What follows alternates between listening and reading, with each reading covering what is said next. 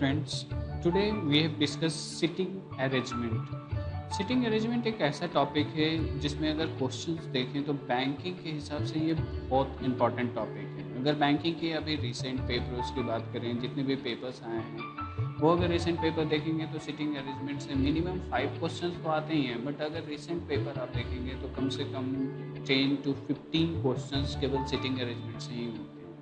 ठीक है, तो जनरल कॉम्पिटिशन के लिए ये सिटिंग अरेंजमेंट बहुत इंपॉर्टेंट चीज़ होती है, खासकर बैंकिंग के लिए। अब सिटिंग अरेंजमेंट जानने के लिए सबसे पहला चीज़ जानते हैं कि इसमें होती क्या क्या इंपॉर्टेंट चीज़ होती हैं, इसके स्टेटमेंट्स क्या बोलता है। सबसे पहला चीज़ है कि इसके स्टेटमेंट्स आपको समझ में आनी चाहिए। लेफ़्ट किधर लेना है, किसके लेफ़्ट में किसको बैठाना है, किसके राइट में किसको बैठाना है। दैट मीन्स सिटिंग अरेंजमेंट के क्वेश्चन करने के लिए सबसे इम्पॉर्टेंट चीज़ है इसकी स्टेटमेंट को समझना, कि बेसिकली स्टेटमेंट आपको क्या बोल रहा है, किसके लेफ़्ट में बोल रहा है, किसके राइट में किसको रखना है, आपको लेफ़्ट राइट किधर लेना है।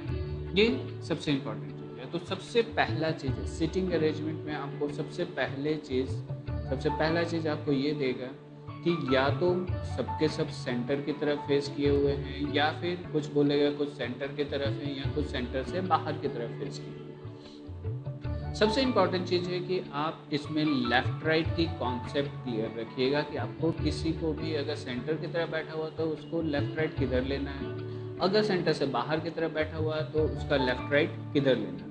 देखिए, जब भी आपको लेफ़्ट राइट में दिक्कत हो, आप जहाँ पे भी बैठिए वहाँ पे अगर किसी भी पर्सन को बैठाना है, सपोज अगर इस पर्सन को बैठाना है, अब इसका लेफ़्ट राइट मुझे कैसे कंसीडर करना है। देखिए, ये पर्सन जो है सेंटर की तरफ बैठा हुआ है, आप क्या कीजिए, इस पर्सन की जगह पे खुद को बैठिए। आप अगर खुद बैठेंगे यहाँ पे और अपना फेस अगर सेंटर की तरफ करेंगे, तो आप अगर सेंटर की तरफ करेंगे तो आपकी राइट हैंड इधर होगी और लेफ्ट हैंड इधर होगी। अगर आप यहाँ पे सेंटर की तरफ फेस करके बैठेंगे तो आपका फेस अगर सेंटर की तरफ है, दैट मीन्स आपकी राइट हैंड इधर और लेफ्ट हैंड इधर होगी। ठीक है, तो हमेशा अपना राइट को राइट लेना है, अपना लेफ्ट को लेफ्ट लेना है। जिधर भी बैठे हैं, यहाँ पे अगर बैठे हैं, यहाँ आपका फेस अगर सेंटर की तरफ है, दैट मीन्स आपकी राइट हैंड इधर और लेफ्ट हैंड इधर होगी। ठीक है, अब अगर आपका फेस सेंटर से बाहर की तरफ है, यानी आप अगर सेंटर से बाहर की तरफ फेस करके बैठेंगे तो आपकी राइट हैंड इधर और लेफ्ट हैंड इधर होगी। यहाँ पे अगर आपका फेस सेंटर के बाहर की तरफ है, दैट मीन्स आपकी राइट हैंड इधर होगी और लेफ्ट हैंड इधर होगी। तो सबसे इम्पॉर्टेंट चीज़ है कि आप सबसे पहले लेफ्ट राइट क्लियर रखिएगा कि आपको लेफ्ट किसी का किधर लेना और राइट किसी का किधर लेना। सिटिंग अरेंजमेंट में सबसे इम्पॉर्टेंट चीज़ होती है वो होती है इसकी स्टेटमेंट। सिटिंग अरेंजमेंट में आपको 3 टाइप के स्टेटमेंट मिलेगी। फर्स्ट वन होती है डेफिनेट स्टेटमेंट, सेकंड वन होती है इंडेफिनेट स्टेटमेंट, थर्ड होती है रिस्ट्रिक्शंस। बेसिकली ये स्टेटमेंट है क्या, किसको हम डेफिनेट बोलेंगे, किसको इंडेफिनेट बोलेंगे, किसको रिस्ट्रिक्शंस बोलेंगे। अब डेफिनेट स्टेटमेंट का मतलब क्या होता है। सपोज अगर आपके पास स्टेटमेंट लिखा हुआ है P is second to the left of R and 4 to the right of S, इस स्टेटमेंट को हम डेफिनेट स्टेटमेंट बोलते हैं। डेफिनेट स्टेटमेंट इसको हम इसलिए बोलते हैं क्योंकि अगर हम इसे प्लेस करने जाएंगे तो इनमें P, R और S के पोजीशन बिल्कुल एग्जैक्टली डिफाइन है कि वो किस प्लेस पे बैठेगा, प्लस उसके बीच में कितने लोग बैठेंगे ये भी एग्जैक्टली डिफाइन है। सपोज अगर इसको हम अरेंज करेंगे, अभी मैं जितना भी एग्जाम्पल दे रहा हूँ सब सेंटर की तरफ बैठा है। ठीक है, स्टेटमेंट बोल रहा है P is second to the left of R। Suppose अगर ये P है तो R आपका यहाँ पे होगा, तभी R अगर सेंटर की तरफ फेस किया हुआ है तो R की राइट हैंड इधर होगी और लेफ्ट हैंड इधर होगी। बोल रहा है कि P is second to the left of R, तो R का लेफ्ट हैंड ये फर्स्ट लेफ्ट हुआ और ये सेकेंड लेफ्ट में P है। आगे लिख रहा है and 4 to the right of S, यानी S आपका यहाँ पे होगा, तभी S अगर सेंटर की तरफ बैठा हुआ है तो S का राइट हैंड इधर और लेफ्ट हैंड इधर होगा। ठीक है, तो R के first right, second right, third right और फोर्थ राइट में आपका P है। पूरा स्टेटमेंट बोला था कि P is second to the left of R, that means P के लिए दोनों स्टेटमेंट बोला था कि P जो है R के सेकंड लेफ्ट में है और S के फोर्थ राइट में है। दैट मीन्स मैंने P को रखा यहाँ पे, R के सेकंड लेफ्ट, फर्स्ट लेफ्ट और सेकंड लेफ्ट में P को बैठाया और S का फोर्थ राइट, S यहाँ पे होगा, तभी S का ये first right, second right, third right और फोर्थ राइट में खुद P है। इसको हम डेफिनेट स्टेटमेंट इसलिए बोल रहे हैं क्योंकि इसमें P, R और S की पोजीशन बिल्कुल एग्जैक्टली डिफाइन है कि ये किस प्लेस पे होगा। प्लस इसके बीच में कितने लोगों को बैठना है, ये भी बिल्कुल डेफिनेटली डिफाइन हो गए कि इतने ही लोग इसके बीच में बैठेंगे। जब भी आप सिटिंग अरेंजमेंट सॉल्व करेंगे सबसे पहले कोई ना कोई डेफिनेट स्टेटमेंट होगा, उन डेफिनेट स्टेटमेंट को उठा के सबसे पहले प्लेस करेंगे। इससे आपको बेनिफिट ये मिलेगी कि 2 या 3 की पोजीशन एग्जैक्ट फिक्स हो जाएगी और प्लस उसके बीच में कितने लोगों को बैठना है ये आपको पता चल जाएगा। नेक्स्ट वन होती है indefinite statement. Suppose indefinite statement की एक स्टेटमेंट है, सपोज ये स्टेटमेंट लिखा हुआ P is between S and R, इसको हम इनडेफिनिट स्टेटमेंट बोलते हैं। इसको हम इनडेफिनिट इसलिए बोल रहे हैं कि ये स्टेटमेंट बोल रहा है कि P जो है S और R के बीच में बैठा हुआ है, लेकिन आपका R यहाँ भी हो सकता है और S यहाँ भी हो सकता है, क्योंकि सिंपल स्टेटमेंट बोला कि P S और R के बीच में बैठा हुआ है, तो यहाँ पे S और R की पोजीशन एग्जैक्ट क्लियर नहीं है। दैट मीन्स P को आप तभी प्लेस कर सकते हैं जब आप S और R की एग्जैक्ट पोजीशन डिटरमाइन कर लें। दैट मीन्स यहाँ P की पोजीशन एग्जैक्टली डिफाइन नहीं है, ये डिपेंडेंट किस पे है, S और R की पोजीशन पे। जब तक कि आप S और R की एग्जैक्ट पोजीशन प्लेस नहीं करेंगे तब तक आप P को प्लेस नहीं कर सकते हैं। दैट मीन्स यहाँ P की पोजीशन एग्जैक्टली डिफाइन नहीं है, इसलिए इसको बोलते हैं इनडेफिनिट स्टेटमेंट। थर्ड वन होती है रिस्ट्रिक्शंस।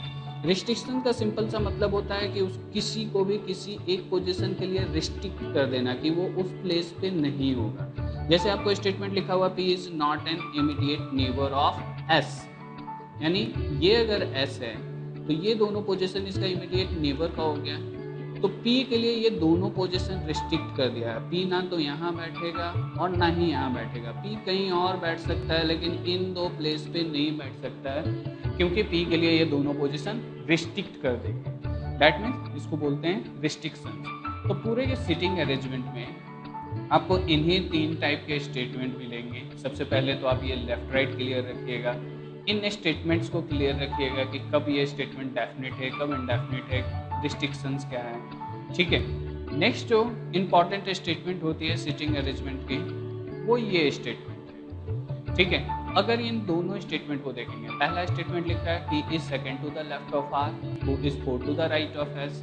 नीचे में लिख रहा है P is second to the left of R, which is fourth to the right of S। ये दोनों स्टेटमेंट सबसे ज़्यादा कंफ्यूजिंग स्टेटमेंट है पूरे के पूरे सिटिंग अरेंजमेंट में। दोनों स्टेटमेंट अगर आप देखेंगे तो बिल्कुल as it is same to same लिखा हुआ है, ठीक है। केवल अंतर यहाँ पे क्या है, यहाँ हो लिख दिया है, यहाँ विच लिख दिया है। सबसे ज़्यादा स्टूडेंट यहीं पे फंसते हैं, सबसे ज़्यादा स्टूडेंट यहीं पे गलती करते हैं, ठीक है। इस स्टेटमेंट को आप क्लियर कीजिएगा कि बेसिकली ये है क्या, ये दोनों स्टेटमेंट सेम है या दोनों में कुछ अंतर है, अंतर है तो क्या है। देखिए दोनों स्टेटमेंट देखेंगे एज इट इज लिखा हुआ, केवल अंतर यहाँ हु और विच लिखा हुआ। केवल हु और विच लिखने से ये पूरी की पूरी अरेंजमेंट ही चेंज हो जाएगी। अगर ये हु लिख रहा है तो अगला स्टेटमेंट आर से रिलेटेड बोल रहा है कि R is fourth to the right of S है, और अगर ये विच लिख रहा है तो ये फिर से पी को ही कनेक्ट कर रहा है कि P is fourth to the right of S है। अगर सपोज पहले वाले के हम अरेंजमेंट करते हैं,